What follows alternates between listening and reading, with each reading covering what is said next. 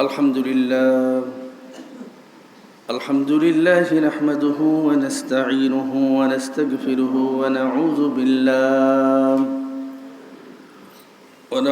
بالله من شرور أنفسنا ومن سيئات أعمالنا من يهده الله فلا مضل له ومن يضلله فلا هادي له ونشهد أن لا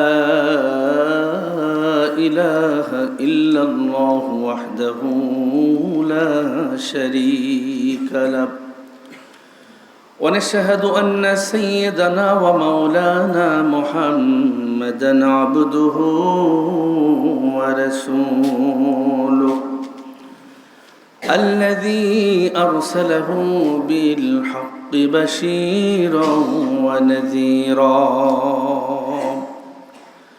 وداعيا إلى الله بإذنه وسراجا منيرا فقد قال الله تبارك وتعالى في كلامه المجيد وفرقانه الحميد أعوذ بالله من الشيطان الرجيم بسم الله الرحمن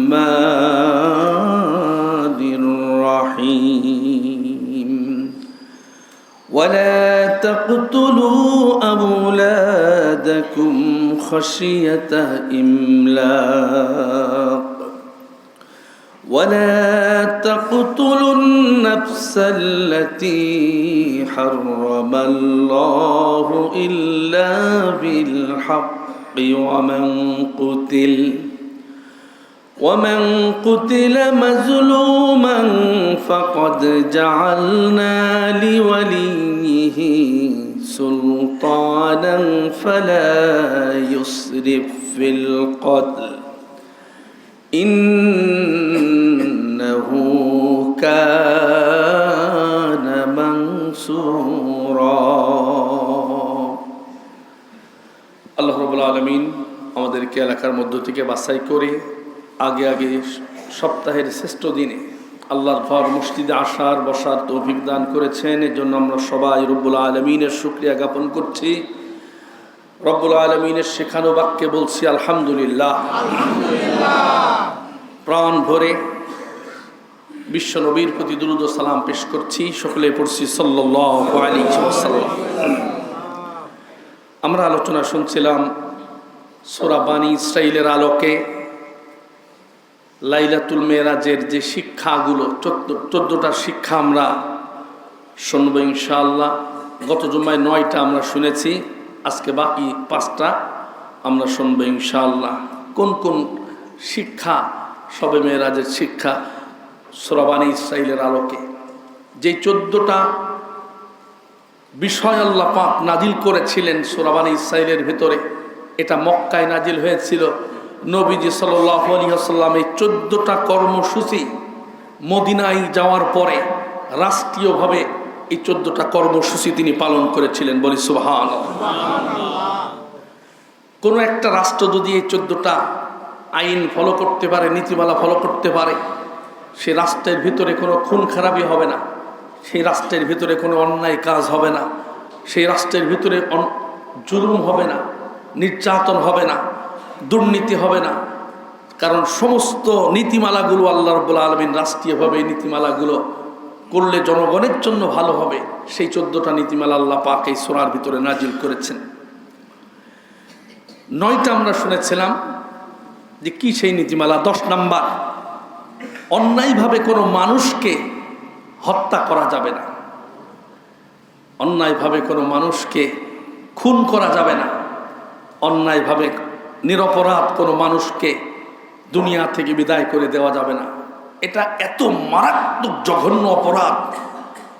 আল্লাহ নবীজি সাল্লাল্লাহু আলাইহি ওয়াসাল্লাম তিনি বলেছেন পৃথিবী ধ্বংস হয়ে যাওয়া, লা জাওয়ালুদ দুনিয়া আহওয়ান, গোটা পৃথিবী ধ্বংস হয়ে যাওয়া আল্লাহর কাছে সহজ।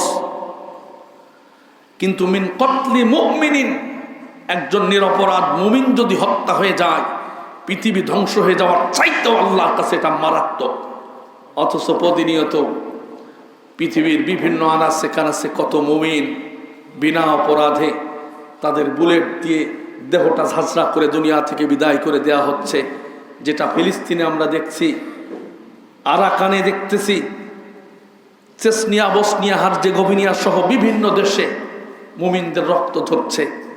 আল্লাহ নবীজি বলেছেন আউয়ালু মা ইউকদা, সর্বপ্রথম মানবাধিকার সংক্রান্ত যেই বিচারগুলো কিয়ামতের মাঠে আল্লাহ পাক বিচার কায়েম করবেন, সর্বপ্রথম ফিদ্দিমা, রক্তের বিচার সর্বপ্রথম করবেন। কে কার রক্ত ঝরিয়েছে, কোথায় কার মাথা ফাটিয়ে দিয়ে রক্ত বের করেছে, কে কাকে হত্যা করেছে, এ রক্তের বিচার সর্বপ্রথম কিয়ামতের মাঠে আল্লাহ নেবেন। বাংলাদেশ সহ পৃথিবীর অনেক মানুষ প্রথম বিচার কার্যেই আল্লাহর সামনে অপরাধী হয়ে যাবে। কথা বলেন ঠিক কিনা? আল্লাহ পাক সূরা বনী ইসরাঈলের 33 নম্বর আয়াতে বললেন, ওয়ালা তাকতুলুন নাফসাল্লাতী হারামাল্লাহু ইল্লা বিল হক, তোমরা কখনো কোনো মানুষকে হত্যা করবে না অন্যায়ভাবে, ইল্লা বিল হক, অন্যায়ভাবে নিরপরাধ কোনো মানুষকে তোমরা হত্যা করবে না। এখানে ইল্লা বিল হকের তাফসীর এসেছে 4 শ্রেণীর মানুষকে হত্যা করা যাবে। কয় শ্রেণীর মানুষকে হত্যা করা যাবে?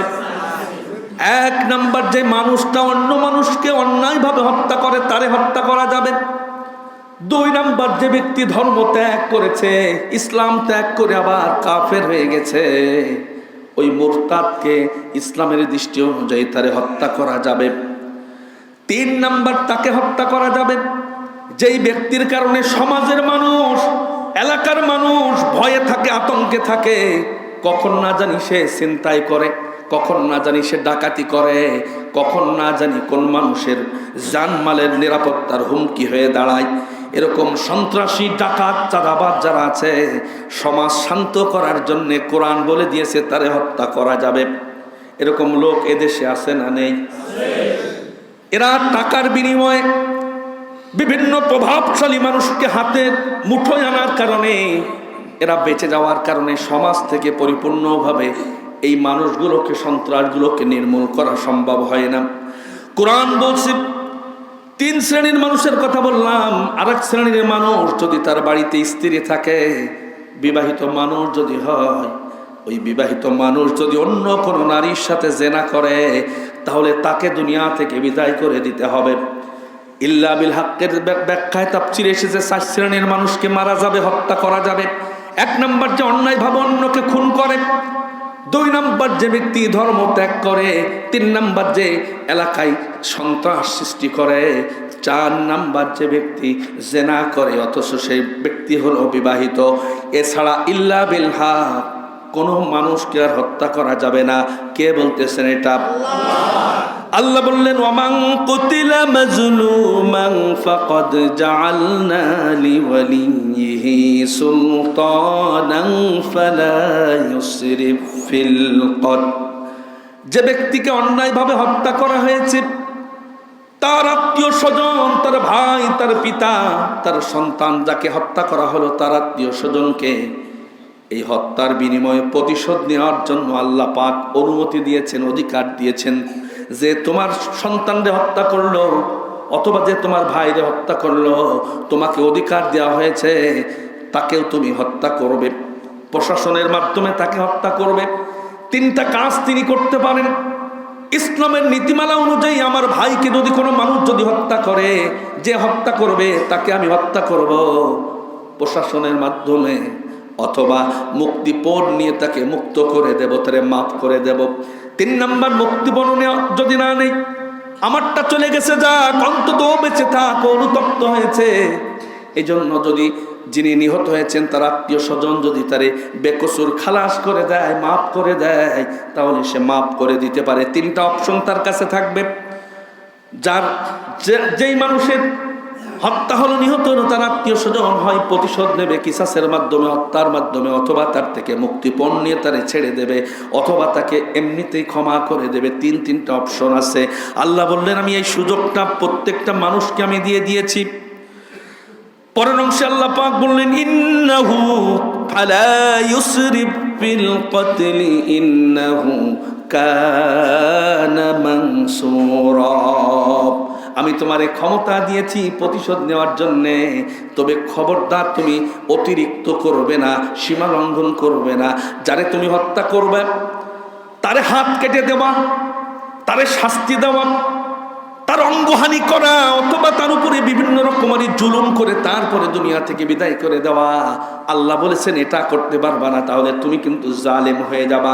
ফালা ইউসরিফ ফিল কতলি, অন্যায়ভাবে বাড়াবাড়ি করা যাবে না। হত্যা করবে প্রশাসনের মাধ্যমে, তার হত্যা করতে হবে, তার অঙ্গহানি করা যাবে না, তার উপরে অন্যায়ভাবে অন্য কোনো জুলুম করা যাবে না। অথবা একজন খুন করেছে, অন্য কেউ নেই, একজনের কারণে প্রতিশোধ নিতে গিয়ে তুমি 2-5 জন তার দলের লোকের হত্যা করবে, তা চলবে না।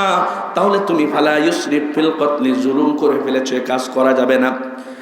এই আয়াত সূরা বনী ইসরাঈলের 33 নম্বর আয়াতের শেষাংশে আল্লাহ পাক বললেন ইন্নাহু কানা মানসুরা। এই বিচার কাজ করার জন্য এলাকায় যারা নেতা আছে এবং জজ সাহেব যিনি আছেন এবং শাসক গোষ্ঠী যারা আছে, এই নিহতের পক্ষে দাঁড়ায় যেন বিচার কাজটা সহজে হয়, তাদেরকে সহযোগিতা করবে, সাহায্য করবে। বলেন তো এই সহযোগিতা, খুনির বিপক্ষে সহযোগিতা করা এদেশে আছে না নেই? যাকে হত্যা করা হলো, খুনিকে বাঁচানোর জন্য সবাই তাকে সাহায্য করে, কিন্তু খুনির আত্মীয় স্বজনকে সহযোগিতা করে? কথা বলেন না কেন? অধিকাংশ মানুষ সহযোগিতা করে না। খুনি যদি নিজের দলের লোক হয়, খুনি যদি নিজের আত্মীয় হয়, খুনি যদি কোনো এলাকা, আমার নিজ এলাকার আমার সাথে তার সম্পর্ক ভালো, এজন্য আমরা বাঁচানোর জন্য চেষ্টা করি। কোরআন বলছে ইন্নাহু কানা মানসুরা, যাকে হত্যা করা হলো তার আত্মীয় স্বজনকে সহযোগিতা করতে হবে। কে বলছেন? আল্লাহ পাক। এই নীতিমালায় আমরা বিশ্বাসী না। আমরা এই কারণে পরবর্তীতে ওর যখন সুযোগ পাবে আরো 2-1 জনকে খুন করবে। এজন্য আল্লাহ পাক বিধান দিয়েছেন وَكَتَبْنَا عَلَيْهِمْ فِيهَا أَنَّ النَّفْسَ بِالنَّفْسِ, আমি আল্লাহ ফরজ করে দিয়েছি কোন খুনি যদি খুন করে তাকেও খুন করা লাগবে। এটা আমি আল্লাহ পাক বাধ্যতামূলক করে দিয়েছি। وَلَكُمْ فِي الْقِصَاصِ حَيَاةٌ يَا أُولِي الْأَلْبَابِ لَعَلَّكُمْ تُفْلِحُونَ। একজন মানুষ যদি কিসাস আদায় করো, মানে হত্যার বদলে হত্যা, এই শাস্তিটা যদি তোমরা চালু না রাখো, তাহলে অনেক মানুষের জীবন অযথা ঝরে যাবে। খুনিকে মাফ করে দেওয়া মানে আরো অনেক জীবন সে হরণ করবে। এই জন্য কিসাস যদি তোমরা আদায় করো, অনেক মানুষের জীবন বেঁচে যাবে। এই জন্য রব্বুল আলামিন এই বিধানটা আমাদের জন্য নাজিল করেছেন। রব্বুল আলামিন আবার বললেন وَمَنْ يَقْتُلْ مُؤْمِنًا مُتَعَمِّدًا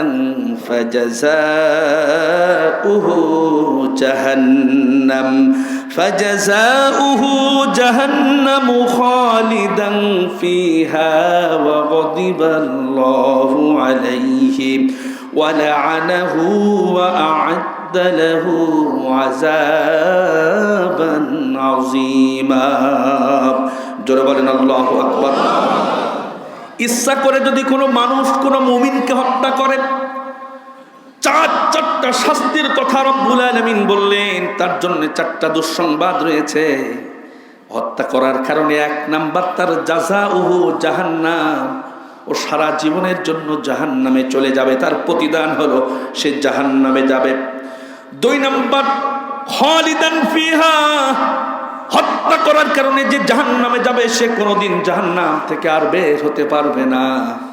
ওয়া গদিবাল্লাহু আলাইহি, 3 নাম্বার তার ক্ষতি হলো আল্লাহ পাক আজীবনের জন্য তার উপরে গজব নাজিল করবেন, রাত থাকবে, কোনোদিন আল্লাহর রাত তার উপর থেকে আর মিটবে না। ওয়া লাআনাহু, আল্লাহর লানত, আল্লাহর অভিশাপ তার উপরে চলতেই থাকবে, জাহান্নামে থাকবে চিরকাল। আল্লাহর লানত এবং গজব তার উপরে চলতেই থাকবে। 4 নাম্বার, ও আ'আদ্দা লাহুম আযাবান আযীমা, বিরাট বড় রকমের আযাব তার জন্য রেডি করা রয়েছে, সব সময় তার জন্য আযাব থাকবে। বলেন তো এই দেশে অন্যায়ভাবে মানুষ হত্যা করার রেওয়াজ আছে না নেই? আছে। মানে সোনার বাংলাদেশে গত 15টা বছরে অন্যায়ভাবে শুধুমাত্র দলকে ক্ষমতায় টিকিয়ে রাখার জন্যে প্রতিবেদনে এসেছে 15 বছরে বিচার বহির্ভূতভাবে বিরোধী দলকে দমন করার জন্যে অন্যায়ভাবে বিচার ছাড়া 2699 জন মানুষকে হত্যা করা হয়েছে।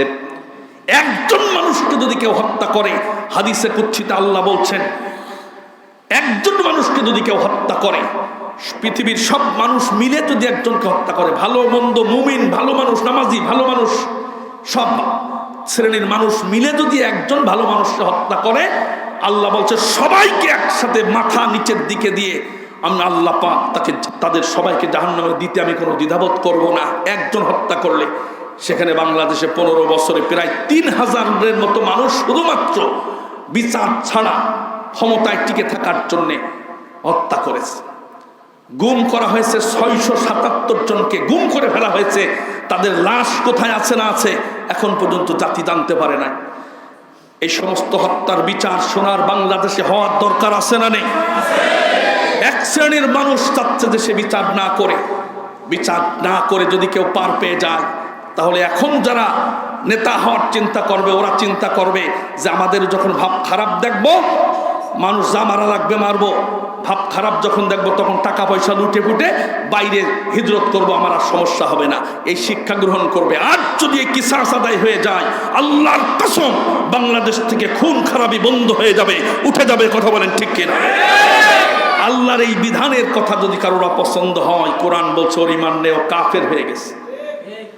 আমার ভাইয়েরা, এই যে 2699 জন বিনা বিচারে হত্যা করা হলো, 677 জনকে গুম করা হলো, এছাড়া আরো হত্যা যেগুলো করা হয়েছে তার ভিতরে একজন হলো নিরপরাধ আবরার ফাহাদ। বুয়েটের ছাত্র ছিল, অন্যায়ভাবে তারে পিটায়া দুনিয়া থেকে বিদায় করা হয়েছে। একজন হিন্দু বিশ্বজিৎ, গরিব মানুষ, যুবক মানুষ, মারামারির ভিতরে পড়ে গেছে, শিবির মনে করে তারে পিটায়া কোপায়া তারে যান বাঁচানোর জন্য সে দোতলায় উঠেছে, সেখানে উঠে তারে কোপায়া প্রকাশ্যে কয়েকজন সন্ত্রাসী হত্যা করেছে। 1 মাসের ভিতরে তাদের বিচার কার্য করে যদি ফাঁসি দেওয়া যেত, আল্লাহর কসম তারপরে খুন খারাপিগুলো আরো কমে যেত। কথা বলেন ঠিক কিনা? শুধু খুন খারাপি এত সহজ হয়ে গেছে সোনার বাংলাদেশে, আল্লাহর বিধানটা চালু নেই। এই জন্যে কিসাসের বিধানটা ঠিকঠাক মতো চালু নেই। তদন্ত করে টাকা খেয়ে আসামিদেরকে পার করে দেয়। প্রভাবশালী কিছু মানুষের ফোনের কারণে হত্যাকারী খুনিরা বেঁচে যায়। এই কারণে খুন খারাপি দেশ থেকে বন্ধ করা সম্ভব হচ্ছে না। আমার ভাইরা, ছাড়া আরো হত্যা যেগুলো হয়, 1টা 2টা না, হেফাজতে ইসলামের হাজার নেতা কর্মীকে অন্যায়ভাবে হত্যা করা হয়েছে। ছাত্রদেরকে হাজার ছাত্রদেরকে হত্যা করা হয়েছে। এমনকি হত্যা করার পরে তাদের লাশগুলোকে একটা ভ্যানের উপরে উঠায়া লাশগুলোকে পোড়ায়া ছাই বানায় দেওয়া হয়েছে।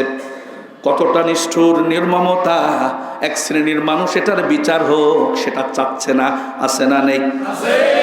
যারা চাচ্ছে না তারা বসবে 2-5 বছর পরে বা 1 বছর পরে, 2 মাস পরে তার নিজের কলিজার টুকরা সন্তান বিদায় নিয়ে চলে যেতে পারে শুধুমাত্র অন্যায়ের পক্ষে সাপোর্ট দেওয়ার কারণে। কথা বলেন ঠিক কিনা? আমার ভাইয়েরা, এছাড়া কত হত্যার কথা বলবো। বিডিআর বিদ্রোহের সময় যে হত্যা করা হলো, জঙ্গি নাটক সাজায়া কত নিরপরাধ মানুষকে, নামাজি মানুষদেরকে জঙ্গি নাটক সাজায়া দুনিয়া থেকে বিদায় করে দেওয়া হয়েছে। ইলিয়াস আলীর মতো সিলেটের এত বড় নেতা, তারে ধরে হত্যা করার পর পানির ভিতরে পাথরের সাহায্যে ডুবায় দেওয়া হয়েছে।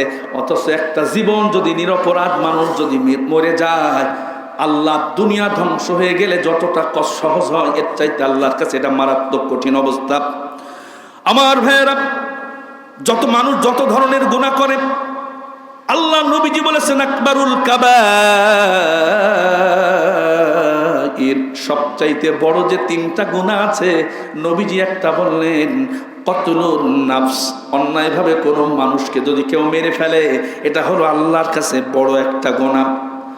আমার ভাইয়েরা, এই জন্য হত্যা কর্মকাণ্ড হত্যা যেন না হয়, গুম যেন না হয়, কোনো মানুষ যেন অন্যায়ভাবে দুনিয়া থেকে বিদায় নিয়ে চলে না যায়।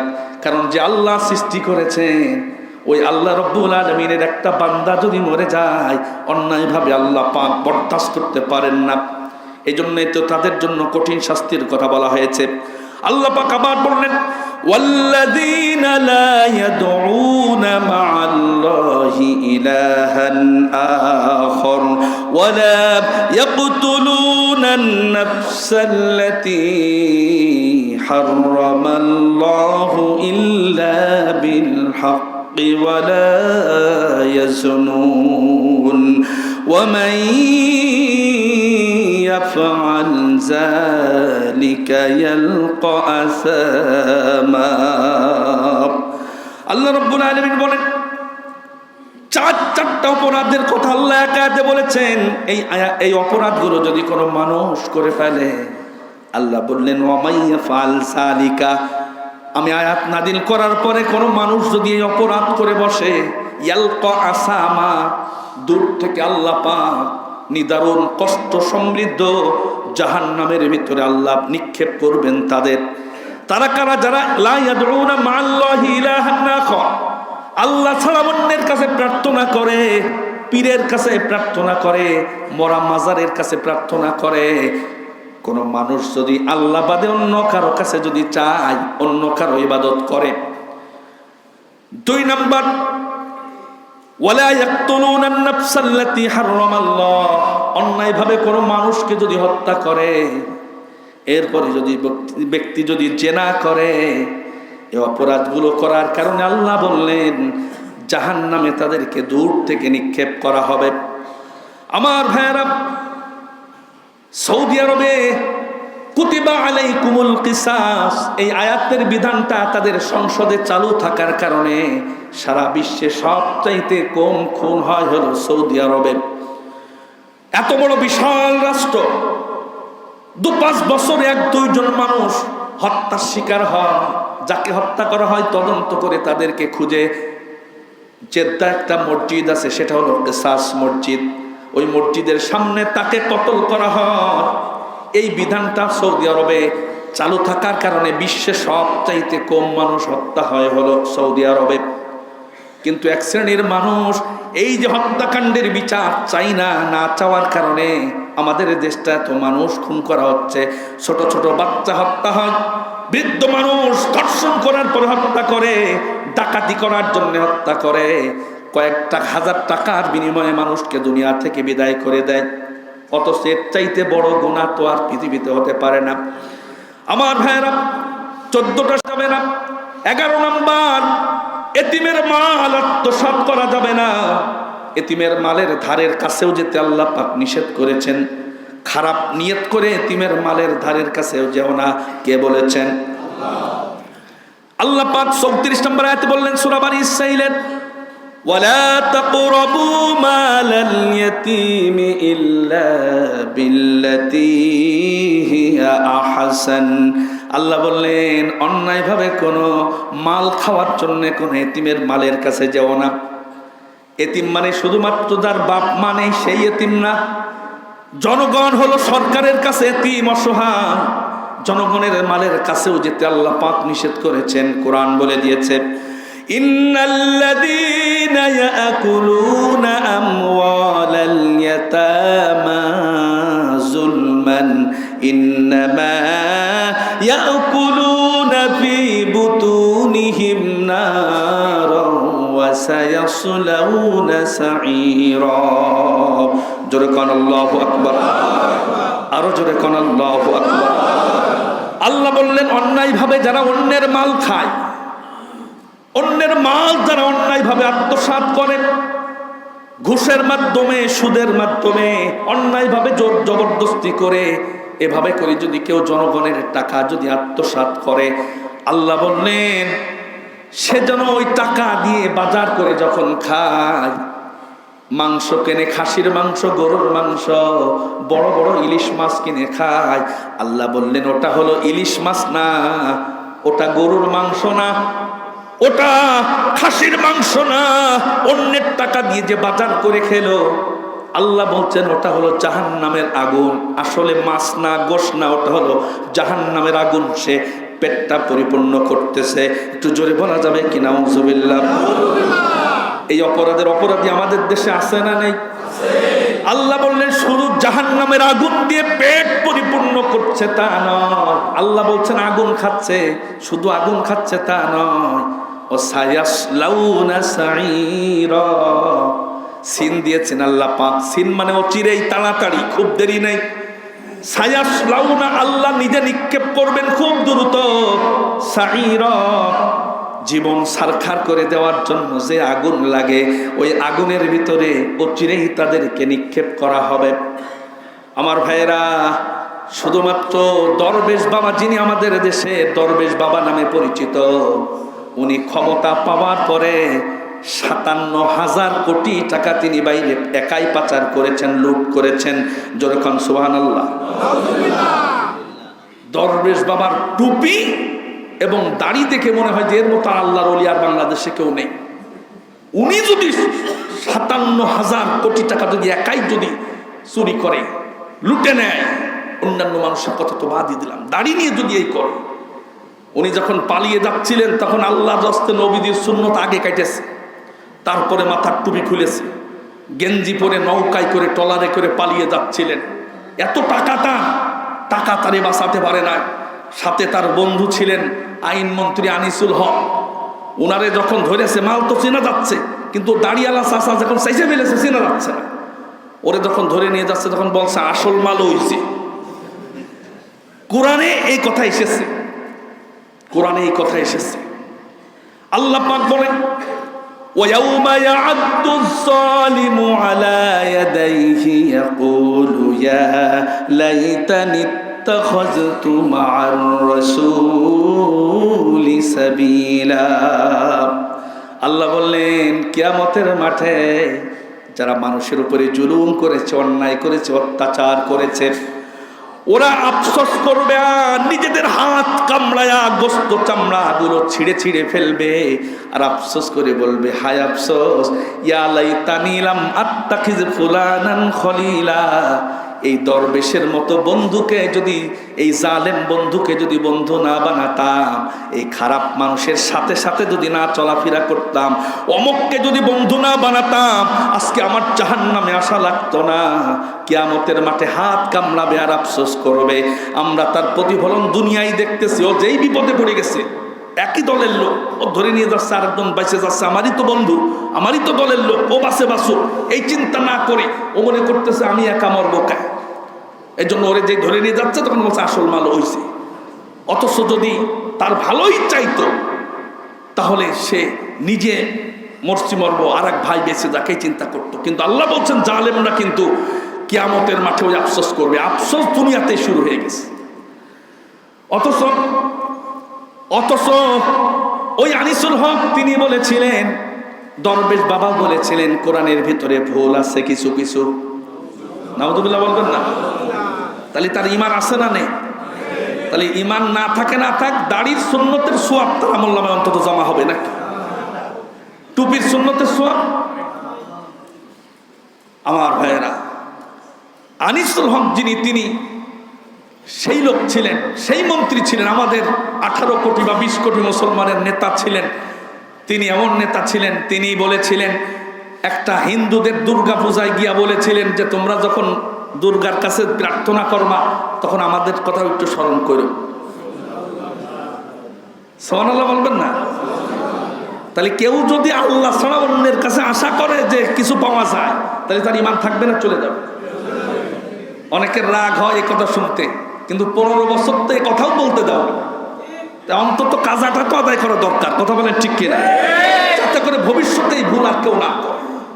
আমার ভাইয়েরা, ওই যে যিনি আইনমন্ত্রী, উনি আইনমন্ত্রী মানে আইনের পক্ষে কাজ করবেন, অথচ উনি বিচারক নিয়োগ দিয়েছিলেন টাকার বিনিময়ে 15 লক্ষ টাকা করে নিতেন, আর এক একজন করে বিচারক জজ নিয়োগ দিতেন। তা কোনো মানুষ যদি জজ হয়, 15 লাখ টাকা দিয়ে জজ হয়, উনি নিজের জমি বেচেই তো জনগণের খেদমত করার জন্য ওই টাকাটা ব্যয় করবে, তাই তো নাকি? ও জজ হওয়ার পরে আগে দেখবে কোন অপরাধীর বাড়ি কত টাকা আছে, ব্যাংক ব্যালেন্স কত আছে, কারণ ওর টার্গেটই থাকবে আগে টাকাটা তুলবে 15 লাখ টাকা। তাহলে ন্যায় বিচার কি আশা করা যাবে? কথা বলছেন না কেন? ন্যায় বিচার আশা করা যাবে না। আমার ভাইয়েরা, এজন্য কারো মাল আত্মসাৎ করা যাবে না। আমি তো হযরত ওমর রাদিয়াল্লাহু তাআলার কথা প্রায় বলি। তিনি মোমবাতি জ্বালিয়ে রাষ্ট্রের কাজ করতেছিলেন, মেহমান আসার পরে মোমবাতিটা বন্ধ করে দিয়েছিলেন। জিজ্ঞাসা করলেন, কেন মোমবাতি বন্ধ করলেন? বললেন, এই মোমবাতি তো জনগণের টাকায় কেনা, তোমরা আত্মীয় মানুষ, তোমাদের সাথে কথা বলতে বলতে মোমবাতি যদি পড়ে যায়, আল্লাহর কাছে জনগণের হক মারার মামলার আসামি আমি ওমর হয়ে যাব, এই জন্য মোমবাতি বন্ধ করে দিলাম। ওই যে কলস নিয়ে হযরত ওমর রওনা দিয়েছেন, পানি ভর্তি কলস, জনগণ একজন দাঁড়ায় গেল, ও প্রেসিডেন্ট সাহেব কিছু কথা আছে। তিনি কলসটা কোলের ভিতরে রাখলেন। নাগরিক বললেন, কলসটা কি মাটিতে রাখলে ভালো হয় না, আপনার কষ্ট হয়? হযরত ওমর বললেন, তুই কি দেখিস না কলসটা ভিজা রয়েছে, আর ভিজা কলস যদি পরের জমিতে রাখি, অন্যের জমির মাটি যদি কলসের পিছনে লেগে যায়, আর ওই মাটি নিয়ে যদি বাড়ি যায়, কিয়ামতের মাঠে আল্লাহ বলবে, তুমি প্রেসিডেন্ট থাকা অবস্থায় কলসের নিচেই অন্যের জমির মাটি নিয়ে কেন বাড়ি গিয়েছিলে, জবাব দাও। এজন্য তিনি সেটা করেন নাই। জুম্মার খুতবা দিচ্ছেন হযরত ওমর, একজন দাঁড়িয়ে বললেন, ওমর খুতবা বন্ধ করো, তোমার গায়ের যে জামাটা দেখা যায়, ওই জামা, নতুন জামা গায়ে দিয়েছো, এটা কি জনগণের টাকা আত্মসাৎ করে কি নতুন জামা কিনেছো নাকি? বা রাষ্ট্রের নাগরিকদের তুমি কাপড় দিয়েছিলে, আমরা সবাই যে কাপড় পেয়েছি ওই কাপড় দিয়ে তো জামা তৈরি করতে পারি নাই, কিন্তু তোমার গায়ে যে জামা, টোটাল লম্বা জুব্বা তুমি গায়ে দিয়েছো, যেই কাপড় আমাদের দিলে আমাদের জুব্বা হলো না, আমাদের হাঁটু পর্যন্ত হয়, তোমার দেখি পা পর্যন্ত জুব্বা। তুমি কি কাপড় আত্মসাৎ করে নিজের জন্য, প্রেসিডেন্টের জন্য, নিজের জন্য তুমি আত্মসাৎ করে জামা বানিয়েছো নাকি? পাশে দাঁড়ানো তার সন্তান, জুম্মার খুতবা চলাকালীন তার সন্তান বসে বসে পিতার আলোচনা শুনতেছেন। তিনি দাঁড়িয়ে বললেন, তুমি আমার পিতা সম্পর্কে বাজে মন্তব্য করবা না। আমার প্রেসিডেন্ট আব্বা জানের একটা মাত্র জামা নিয়ে রাষ্ট্র পরিচালনা করে, জামাটা যখনই ছিঁড়ে যায় মা সেলাই করে দেয়। আমার আব্বা ইয়েমেনে যায়, ওমানে যায়, মিশরে যায়, আফ্রিকায় যায় রাষ্ট্রীয় কাজে, ওই ছিঁড়া জামা গায়ে দিয়ে যখন যায়, আমার মনের ভিতরে কষ্ট হয়, আব্বারে যদি একটা নতুন জামা কিনে দিতে পারতাম কতই না ভালো হতো। নাগরিক হিসেবে তুমি যতটুকু কাপড় পেয়েছো, আমার আব্বাও ততটুকু পেয়েছে, আমি নিজেও ততটুকু পেয়েছি। আমারটা আমার পিতাকে দিয়ে দিয়েছি গিফট হিসেবে, উপহার হিসেবে। আব্বার জামার কাপড় আর আমার জামার কাপড় জোড়া তালি দিয়ে একটা নতুন জুব্বা হয়ে গেছে।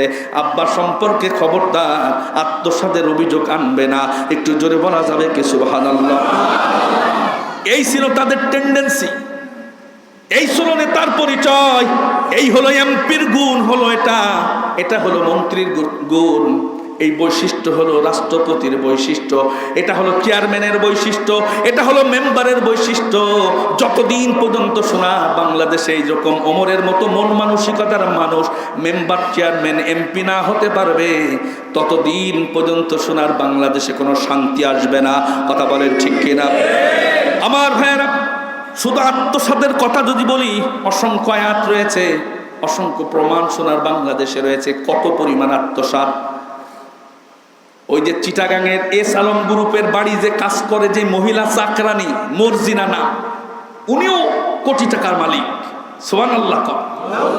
কাজের মানুষের আপনার এলাকায় যদি একজন মানুষ কাজ করে, তার সংসার চালাতে হিমশিম খেয়ে যায়, 4-5 হাজার টাকা সর্বোচ্চ দেয়। ঢাকা শহরে হলে 20,000, এরপরে চট্টগ্রাম হলে 50,000ই নাই হোক, কিন্তু তিনি 100 লাখে 1 কোটি, এই 100 লাখের উপরে তিনি মালিক। এটা তো জিবরিল আমিন দিয়ে গেছে নাকি? অন্যায়ভাবে একটা সুপারিশ করেছে, অমকের চাকরি দাও, মাল নিয়েছে, তিনি কিছু নিয়েছেন, বসের কিছু দিয়েছেন, এইভাবে করে টাকা কামাতে কামাতে কোটি টাকার মালিক হয়ে গেছেন। অথচ হযরত ওমর মোমবাতি পর্যন্ত নিভায় দিয়েছেন, না জানি আল্লাহর কাছে মামলার আসামি হয়ে যাওয়া যায় লাগে নাকি? আমার ভাইয়ের, আল্লাহ পাক বলেন, ইয়া আইয়ুহাল্লাযীনা আমানু লা তাকুলু আমওয়ালাকুম বাইনাকুম বিল বাতিলি ইল্লা আন তাকুনা তিজারা। সূরা আল ইমরানের 161 নম্বর আয়াতে আল্লাহ বললেন, ও ঈমানদারেরা, খবরদার খবরদার অন্যায়ভাবে কারো টাকা পয়সা তুমি যেন আত্মসাৎ করো না। লা তাকুলু, খেও না, আমওয়ালাকুম বাইনাকুম বিল বাতিল, অন্যায়ভাবে অন্যের টাকা পয়সা ধরো না। কে বলছেন? অথচ এই একটা আয়াত দিয়ে যদি কিয়ামতের মাঠে আল্লাহ বিচার করেন, বাংলাদেশের লক্ষ লক্ষ মানুষ কিন্তু আল্লাহর কাছে সেদিন আসামির কাজ করায় দাঁড়াবে। কথা বলেন ঠিক কিনা? আল্লাহ পাক আবার বললেন, وَمَن يَغْلُلْ يَأْتِ بِمَا غَلَّ يَوْمَ الْقِيَامَةِ ثُمَّ تُوَفَّى كُلُّ نَفْسٍ مَا كَسَبَتْ وَهُمْ لَا يُظْلَمُونَ। যে যা কিছু আত্মসাৎ করেছে কিয়ামতের মাঠে আল্লাহ সব উপস্থিত করবে। ইয়াতি বিমা গল্লা ইয়াউমাল কিয়ামা। আমরা মনে করতেছি কেউ জানে না, সিসিটিভিতে ধরতে পারে নাই, গোয়েন্দা সংস্থার লোক জানতে পারে না। অথচ আল্লাহ বললেন যে যা কিছু আত্মসাৎ করেছে কিয়ামতের মাঠে সব আল্লাহ পাক সামনে উপস্থিত করবেন। অপরাধীর চোখ ছানা বড়া হয়ে যাবে, ভয়ের চোটে কলিজা গলার কাছে চলে আসবে, চোখ বড় বড় হয়ে যাবে। আল্লাহ বলছেন খাশিআতান আবসারুহুম তারহাকুহুম যিল্লাহ। দুনিয়া তো ক্ষণস্থায়ী, অথচ কিয়ামতের মাঠে চোখ বড় বড় হয়ে যাবে, আর অপমান তাদেরকে চেপে বসবে, তাদেরকে পেয়ে বসবে, সবগুলো সামনে হাজির করা হবে। আল্লাহ বলছেন সুম্মা তুওয়াফা কুল্লু নাফসিন মা কাসাবাত। যে যত মাল মারবে, যে যত বেশি আত্মসাৎ করবে, সেই অনুযায়ী তাকে বিচারের আওতায় তাকে আনা হবে কিয়ামতের মাঠে। কুল্লু নাফসিন মা কাসাবাত ওয়া হুম লা ইউজলামুন। কারোর উপরে কোনো জুলুম করা হবে না, অন্যায় করা হবে না। যে যতটুকু পাপ বহন করেছে ততটুকু পাপের বোঝা তাকেই বহন করা লাগবে। আমার ভাইয়েরা, বন্ধুরা, এই জন্য অন্যায়ভাবে কখনো কোনো দোকান থেকে টাকা নেওয়া যাবে না, অন্যায়ভাবে কোনো মানুষের বাড়ি থেকে টাকা আত্মসাৎ করা যাবে না। কোন রকম অন্যায়ভাবে মানুষের হক, হালাল টাকাকে তুমি অন্যায়ভাবে আত্মসাৎ করতে পারো না। আল্লাহ রাব্বুল আলামিন বারবার করে এটা নিষেধ করলেন। আল্লাহ রাব্বুল আলামিন আবার বললেন, ইয়া বুনাইয়া ইন্নাহা ইন তাকু মিসকালা হাববাতিন মিন খারদাল ফাতাকুন ফি সখরাতিন আও ফিস সামাওয়াতি আও ফিল আরদি ইয়াতি বিহাল্লাহ ইন্নাল্লাহা লাতীফুন খবীর। জোরে কোন আল্লাহু আকবার। আল্লাহ বললেন, সরিষার দানা পরিমাণ কোনো জিনিসও যদি তুমি লুকায়ে রাখো, সেটা যদি পাথরের ভিতরেও যদি থাকে, আল্লাহ বলছে কিয়ামতের মাঠে বিচারের জন্য সেটাও তোমার সামনে উপস্থিত করা হবে। যে মাল আত্মসাৎ করে ওই গোডাউনে আটকায় থুয়ে মরে গেছিলে, ভোগও করতে পারো না, সেগুলো সব পাথরের ভিতরে। ফাতাকুন ফি সখরাতিন, সখরা মানে পাথর। আল্লাহ বলছেন স্তনের ভিতরেও যদি থাকে, সেটা আল্লাহ ফাটায় বের করে ওটা কিয়ামতের মাঠে হাজির করে বলবেন, এই মাল তুই না আত্মসাৎ করেছিলি। আল্লাহ তখন কড়াই গন্ডায় আত্মসাৎ করার জন্য শাস্তি প্রদান করবেন। নবীজি সাল্লাল্লাহু আলাইহি ওয়াসাল্লাম আত্মসাৎকারীর জানাজা কোনোদিন পড়ান নাই। জিজ্ঞাসা করেছেন জানাজায় দাঁড়িয়ে, এই লোকটা কি কারো টাকা পয়সা মেরে খেয়েছে? নবীজি জিজ্ঞাসা করতেন। জানাজায় দাঁড়িয়ে নবীজি দুইটা বিষয় জিজ্ঞাসা করতেন লাশের সামনে দাঁড়ায়া। এক নাম্বার বলতেন আলাহুদ্দাইন, সে কি কারো টাকা পয়সা মেরে নিয়ে চলে গেল নাকি, কারো টাকা আত্মসাৎ করেছে নাকি? সাহাবারা যদি বলে যে না, তাহলে নবীজি জানাজা পড়াতেন। একজন সাহাবী ধরা খেয়ে গেল, জিজ্ঞাসা করলেন আলাহুদ্দাইন, মরে গেছে। নবীজি জিজ্ঞাসা করলেন, এর কাছে কেউ কি টাকা পয়সা কেউ পায় নাকি? তার কোনো আত্মসাৎ করা টাকা আছে নাকি? সে কি কোনো, তার কোনো ঋণ আছে নাকি? একজন দাঁড়িয়ে বললেন, দিনার ইয়া রাসূলুল্লাহ, 2 দিনার ও ঋণ আছে, ও মরে গেছে। নবীজি বললেন, আমি চলে যাচ্ছি, আমি জানাজা পড়াবো না, তোমরা তোমাদের মতো জানাজা পড়ে নাও। হযরতে কাতাদা রাদিয়াল্লাহু তাআলা খুব নরম দিলের সাহাবী ছিলেন। তিনি চিন্তা করলেন যে নবীজির পিছনে নামাজ পড়ে, নবীজির সাথে যুদ্ধে গেল, নবীজির মতো টুপি পড়লো, দাড়ি রাখলো, আর 2 টাকার জন্য জানাজা হবে না, নবীজি পড়াবে না, আমি বেঁচে থেকে লাভ কি? তিনি বললেন, ইয়া রাসূলুল্লাহ, আমি ওয়াদা দিচ্ছি ওর টাকা আমি শোধ করে দেবো, 2 দিনার তো আমি শোধ করে দেবো, আপনি জানাজা পড়ান।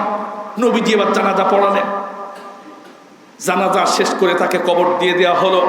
কাতাদা রাদিয়াল্লাহু তাআলা আনহুর সাথে নবীজির দেখা হয়ে গেল। আল্লাহ নবীজি জিজ্ঞাসা করলেন, তোমার ভাইয়ের জন্য সেই টাকা কি পরিশোধ করেছো? তিনি বললেন, জি ইয়া রাসূলুল্লাহ, আমি তো কাজ কাম করে টাকা দিতে চেয়েছিলাম। উনি ছিল হলো কামলা দেয়, জন দেয়, যেটা বলে কি বানা বলে, কি বলে, জন দেয়। এই যে সকালবেলা ঝুড়ি কোদাল নিয়ে থাকে, জন দেয়, দিনে কাজ করলে খায় না। এই জন দিয়া চাকরি করতেন উনি, হাজার হাজার কোটি টাকার মালিক না। তিনি রিস্ক নিয়ে বলেছেন যে আমি শোধ করে দেবো, নিয়ত করেছেন যে কাজ করে টাকা পালে দিয়ে দেবো। নবীজির সাথে দেখা দিয়েছে, বলেন যে না, দিতে পারি না। পরে আবার নবীজি বললেন, তাড়াতাড়ি দিয়ে দিও। কয়েকদিন পরে আবার নবীজির সাথে দেখা হয়ে গেল। আল্লাহ নবীজি জিজ্ঞাসা করলেন, সে টাকার খবর কি, শোধ করেছো? তোমার ভাইয়ের সেই ঋণের খবর কি? তখন তিনি বললেন, ইয়া রাসূলুল্লাহ, আমি সেই টাকাটা শোধ করেছি। সুবহানাল্লাহ বলেন। আল্লাহ নবীজি বললেন, তোমার ভাইয়ের চামড়া আগুন থেকে তুমি ঠান্ডা করলে টাকাটা পরিশোধ করার পরে, যতদিন টাকা দিতে দেরি হয়েছে ততদিন তোমার ভাইয়ের কবরে আগুন দামদাম করে তার শরীরটা জ্বালিয়েছে, তার চামড়া পুড়ে কালো হয়ে গিয়েছিল। টাকা শোধ করার পরে তার চামড়াটা ঠান্ডা করলে, তাহলে 2 টাকার জন্য, 2 দিনারের জন্য যদি একজন সাহাবীর ওই বিপদ হয়, তাহলে যারা হাজার হাজার কোটি টাকা মারতেছে তাদের তো কিছু হবে না। আমার ভাইয়েরা, এদের বিচার যদি দুনিয়ায় না করা যায়, রাষ্ট্রীয়ভাবে না করা যায়, ভবিষ্যতে এরকম আরো ভিন্ন ধাঁচের স্বৈরাচার মাথা চাড়া দিয়ে উঠবে। কথা বলেন ঠিক কিনা? আমার ভাইয়েরা, তাহলে সূরা বনী ইসরাঈলের আলোকে আমরা শুনছিলাম মিরাজের 14টা শিক্ষা। 10 নম্বর, মানুষ হত্যা করা যাবে না। 11 নম্বর, কারো মাল মেরে খাওয়া যাবে না। 12 নম্বর, ওজন করার সময় যারা ব্যবসা করে অথবা যারা নিজেরা মাপ মেপে নেয়, খবরদার ওজন করার সময় তোমরা যেন ফাঁকি দিবা না ওজনে। তোমরা যখন পরিমাপ করে কোনো কিছু দেবে, তরল জিনিস দেবে, দুধ, মধু, সয়াবিন তেল, কেরোসিন তেল, অথবা ওই যে মোটর সাইকেলের যে পেট্রোল দেয়, এটা যারা দেবে তারা পরিমাপটা ঠিক রেখে তারপরে দেবে। মাঝে মাঝে এই যে প্রশাসনের লোকজন এবং ম্যাজিস্ট্রেট কোর্ট বসে, বিভিন্ন পাম্পে যায়, দেখে 1 লিটার তেলের ভিতরে কয়েকশো গ্রাম কম আছে, অথচ তিনি 24 ঘন্টায় মনে করেন 2000 লিটার বিক্রি করেছেন। 200 গ্রাম করে কম করে যদি হয়, একদিনে যদি সে 10,000 টাকার তেল কম দেয়, 1 মাসে কত, সারা জীবন সে কম দিতে দিতে কত হয়েছে। কিয়ামতের মাঠে এদের জন্যই তো বলা হয়েছে ওয়াইলুল লিল মুতাফফিফিন, এমন এক্সট্রা জাহান্নামের একটা জায়গায় তাদের নিক্ষেপ করা হবে। জাহান্নাম নিজে আল্লাহর কাছে বলে, আল্লাহ তুমি যা করো তা করো, আমাকে ওয়াইলের ভিতরে ঢুকায়ও না। যারা ওজনে কম দেয়, মাপে যারা কম দেয়, যারা ওজনে ফাঁকি দেয়, আল্লাহ বলছেন তাদেরকে সেই জাহান্নামের ভিতরে নিক্ষেপ করা হবে। সেই অংশের ভিতরে নিক্ষেপ করা হবে যে অংশে জাহান্নামের চাইতে অত ভয়ঙ্কর। জাহান্নাম নিজে আল্লাহর কাছে বলে, আল্লাহ ওখানে আমারে ঢুকায়ও না। ওজনে ফাঁকি দিলে সেখানে তাদের ঢুকায় দেওয়া হবে। আল্লাহ নবীজি বলেছেন, কোন সমাজের মানুষ যদি ওজনে ফাঁকি দেয়, মানুষকে যদি ওজনে কম দেয়, এই অপরাধ করার কারণে প্রশাসনের ওই এলাকার যারা প্রশাসনের দায়িত্বে আছে তাদের জুলুমের শিকার হবে, তাদের দ্বারা তারা অত্যাচারিত হবে, তাদের খাদ্যের অভাব হবে, তাদের ভিতরে দুর্ভিক্ষ শুরু হয়ে যাবে। নবীজি বলেছেন। আমার ভাইয়েরা, ভুঁড়ি যারা বিক্রি করে কষায়, গরুর ভুঁড়িটা একটু 2-1 কেজি ওজন বাড়ানোর জন্য ফুসফুস যেটা আছে তার ভিতরে পানি ঢুকায়, ভুঁড়িটা পানির ভিতরে ভিজায় রাখে বিক্রি করে। কত ধরনের টেকনিক যে বাংলাদেশের মানুষ জানে, পৃথিবীর অন্য কোনো দেশের মানুষ এত টেকনিক জানে না, অথচ তোমার টেকনিকগুলো তোমাকে জাহান্নামের দিকে নিয়ে যাবে। কথা বলেন ঠিক কিনা? আল্লাহ পাক বলেন, وَأَوْفُوا الْكَيْلَ إِذَا كِلْتُمْ وَزِنُوا بِالْقِسْطَاسِ الْمُسْتَقِيمِ ذَلِكَ خَيْرٌ وَأَحْسَنُ تَأْوِيلًا।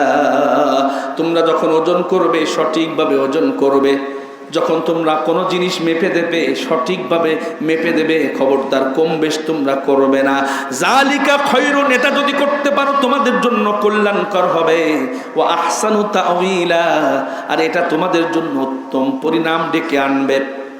আমার বাড়ির পাশে একজন খড়ি বিক্রি করে, খড়ির আড়ত আছে, উনি খড়ি বিক্রি করে। একজন আমাকে জানালেন যে উনি কিন্তু এই প্রত্যেক খড়িতে উনি 1 মনে কম করে 8 কেজি 7 কেজি করে কম দেয়। ওনার যে পাল্লাটা আছে, পাল্লাটা ভেঙে কমান। আমি বিশ্বাস করি নাই, কারণ তার মুখে দাড়ি আছে, মাথায় টুপি আছে, পাঞ্জাবি আছে, 5 ওয়াক্ত জামাতে নামাজ পড়ে। আমি পরীক্ষা করার জন্য একদিন তার সে আড়তে গিয়ে কিছু সময় বসে দেখলাম যে আসলেই তিনি। আর খড়ি এটা এমন জিনিস, এটা বাড়ি নিয়ে যে কেউ আর মাপে না। ওর মাপার জন্য যে বড় পাল্লা লাগে, বিয়ের অনুষ্ঠানে আপনার 5 মণ খড়ি লাগবে, ওই খড়ি মাপার জন্য আবার কেউ অবিশ্বাস করে আবার অন্য জায়গায় আবার মাপবে, কাজ কিন্তু মানুষ কমই করে। কথা কারণ ঠিক কিনা? উনি এটা জানে ভালো করে যে কেউ চেক করবে না।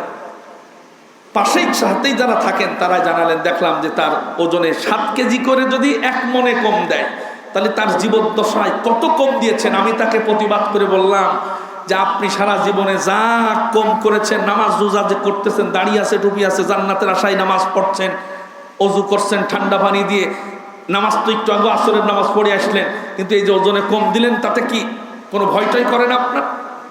উনি বলতেছেন এইভাবে না করলে আসলে ব্যবসায় লাভ হয়, এই দোকান ভাড়া চাকরি সুপতি হয়, ও আপনার বুঝানো যাবে না। হুজুর আপনি যান, মনে করতেছে আর কিছু সময় থাকলে ওর ব্যবসার মনে আমি 12 বাজাই দেব। আমার ভাইয়েরা, এরকম লোক শুধু ঝিনেদায় আছে না, বেনাপোলেও আছে। অত খড়ি দিয়ে উদাহরণ দিলাম। আমার বাড়িতে যিনি প্রত্যেক দিন নিয়মিত দুধ দেন, যে দুধ আমাদের ওদিকে যোগান দেওয়া বলে, এদিকে কি বলে? যোগান দেওয়া। দৈনিক যেটা দেয় তারা কি করে? রোজান না যোগান? যোগান দেওয়া। দুধ যিনি দেন, তা দুধ যত দিন যায় তত দুধ দেখে পানিশে লাগে আস্তে আস্তে। আর অথচ দুধ তো বৈশিষ্ট্য, যত দিন যাবে তত ঘন হবে, স্বাদ বাড়বে। তা ওনার একদিন সন্দেহ করেই জিজ্ঞাসা করলাম যে আপনি দুধে পানি টানি মিশান না তো? বলে না না হুজুর, কি বলেন, এ কাজ আমরা করবো কেন? তবে ওই গরুর দুধে যদি একটু পানি, বরকতের পানি না দেওয়া যায়, তাহলে বাছুরের অমঙ্গল হয়, বাছুরের ক্ষতি হয়। এটা আমার উস্তাদ থেকে শোনা, এই জন্য কিছু পানি দিই, মিথ্যে কথা বলবো না। তা উনি মনে করতেছেন যে ওই দুধে পানি না দিলে অমঙ্গল হয়, এই মনে করে উনি পানি দেন। তা কত পরিমাণ দেয় সে জানে, আর আল্লাহ জানে। অথচ এটা যে কত বড় অপরাধ, পরকাল যে তার নষ্ট হয়ে যাচ্ছে সেদিকে কোনো চিন্তা নাই। আল্লাহ পাক আরো বাকি রয়েছে 2টা ভিত্তিহীন ধারণার পিছনে যারা ছোটে, যে বিষয়ে তার জ্ঞান নেই, ওই বিষয়ে ধারণা করে একটা কথা ঠপ করে বলে ফেলে, এলাকায় সমাজে বিশৃঙ্খলা দেখা দেয়। এরকম লোক আছে না নেই? মানে আন্দাজে কথা কয়। আমার মনে হয় 50 বছরের ভিতরে আন্দাজের সবচেয়ে বড় কথা আমি শুনেছি যেটা, সেটা হলো ওই যে রানা প্লাজা কিছু মানুষ ধাক্কা মেরে ফেলে দিছিল, মনে আছে না আপনাদের? আল্লাহ বলছেন এই ব্যাপারে, দেখেন আয়াত রয়েছে সূরা বানী ইসরাঈলের ভিতরে। আল্লাহ পাক বললেন, ওয়ালা তাকফু মা লাইসা লাকা বিহি ইলমুন ইন্নাস সামআ ওয়াল বাসারা ওয়াল ফুআদ কুল্লু উলাইকা কানা আনহু মাসউলা। যেই বিষয়ে তুমি জানো না, যেই বিষয়ে তোমার জ্ঞান নেই, আন্দাজে একটা যে কোনো কথা ডেলিভারি দিয়ে দিতে পারো না, আল্লাহ নিষেধ করেছেন, এটা কবিরা গুনাহ। অন্যায়ভাবে আন্দাজে কোনো কথা বলে দেওয়া যাবে না, কারণ ওই কথা বলার কারণে ভালো মানুষ অপরাধী সেজে যায়, তাদের বিপদ হয়, এটা সমাজে বিশৃঙ্খলা দেখা দেয়। এ কাজ করা যাবে না। যাই হোক, আমরা বিরোধী দলের উপরে চাপায় দেওয়ার চেষ্টা করি, আছে না নেই? কবিরা গুনাহ, কবিরা গুনাহ। মিরাজে নবীজির কাছে আয়াত নাযিল করে আল্লাহ বললেন এটা সমাজে চালু করতে হবে, যেন কোনো মানুষ আন্দাজে কথা না বলে। আমার ভাইয়েরা, বন্ধুরা, এরপরে 14 নাম্বার, অহংকার করা যাবে না। এর উপরে বিস্তারিত আলোচনা ছিল। একটা হাদিস বলি, নবীজি বলেছেন যে ব্যক্তি অহংকার করে, সামান্য অহংকার যার কলবের ভিতরে আছে, সে জান্নাতে যেতে পারবে না। একটা হাদিসে এসেছে, একটা লোক অহংকার করে নিজের লুঙ্গিটা, প্যান্টটা টাকনুর নিচেই দিয়ে তিনি হাঁটতেছিলেন। নবীজি বললেন, আল্লাহ পাক এই অহংকার করে টাকনুর নিচেই তার কাপড় থাকার কারণে জমিনকে বললেন হা হয়ে যাও। জমিন হা হয়ে গেল। ওই অহংকারী লোকটাকে, ওই টাকনু সহ পোশাক পরা লোকটারে আল্লাহ পাক ধসায় দিলেন। নবীজি বললেন শুধু ধসায় দিয়ে আল্লাহ ক্ষান্ত হন নাই, ফাহুয়া ইউজালজিলু ফিল আরদি ইলা ইয়াউমিল কিয়ামাহ। আল্লাহ বললেন ওই লোকটাকে অহংকার করার কারণে, টাকনুর নিচেই কাপড় পরার কারণে জমিনে চলাফেরাটা আল্লাহ পছন্দ হয় নাই, কষ্ট পেয়েছেন আল্লাহ, রাগ হয়েছে, জন্য জমিনের ভিতরে তারে ধসায় দিয়েছেন। তা নয়, কিয়ামত পর্যন্ত সে শুধু নিচেই চলতেই থাকবে, এখনো সে চলতেই আছে, নবীজির ভাষ্য। এজন্য অহংকার করা যাবে না। এই 14টা কাজ থেকে রব্বুল আলামিন আমাদেরকে বাঁচার তৌফিক দান করুক, বলি আমিন। ওয়া আখিরু দাওয়ানা আনিল হামদুলিল্লাহি রাব্বিল আলামিন। সুবহানাকাল্লাহুম্মা ওয়া বিহামদিকা আশহাদু আল্লা ইলাহা ইল্লা আনতা আস্তাগফিরুকা ওয়া আতুবু ইলাইক।